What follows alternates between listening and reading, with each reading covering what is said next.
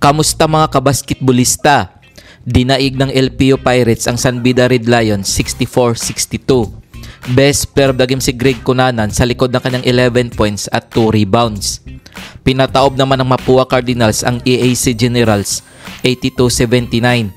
Best player of the game si Clint Escamis matapos humakot ng 23 points, 6 rebounds at 2 assists. Kung bago ka pa lamang sa channel na to, mag-like na at subscribe. Heto ang team standings as of October 15, 2024. Benilde Blazers 8 wins 2 losses. Mapua Cardinals 8 wins 3 losses. San Beda Red Lions 7 wins 4 losses. Litran Knights 6 wins 5 losses. LPU Pirates 6 wins 5 losses. Kung umabot ka dito sa video na to, mag-like na at subscribe.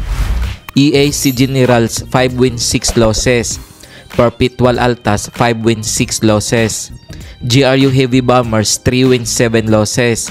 Arellano Chiefs 3 wins 7 losses. San Sebastian Stags 2 wins 8 losses. Heto ang mga laro ngayong October 16, 2024 na gaganapin sa PhilOL Ecoel Center.